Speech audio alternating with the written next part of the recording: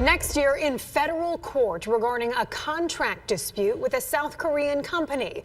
That company, Primax, produces tie rods used in numerous American cars. We've learned that the parties were scheduled for a hearing earlier this afternoon. TV5's James Felton joins us with what both sides are saying about this litigation. James?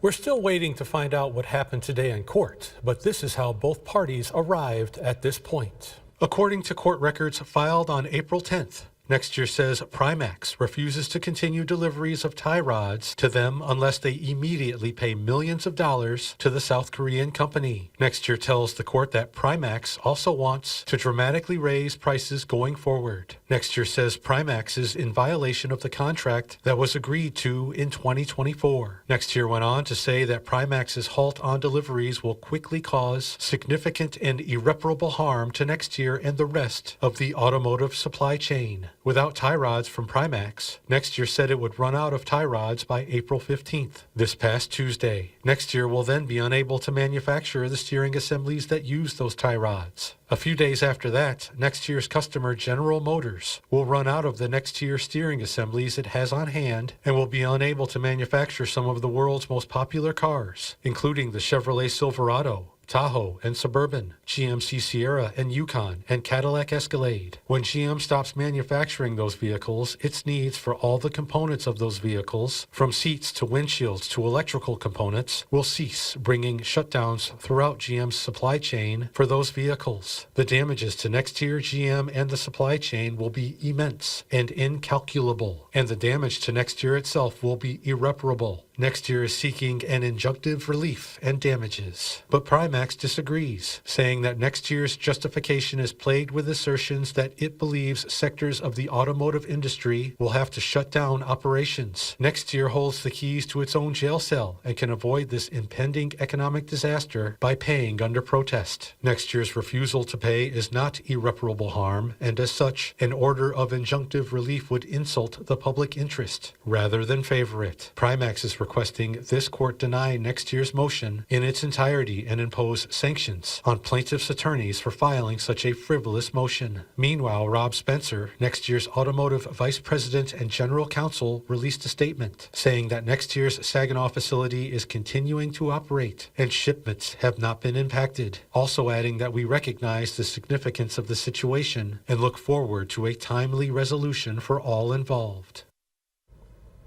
And according to court records, Primax has a 3-week supply of tie rods at its Michigan warehouse.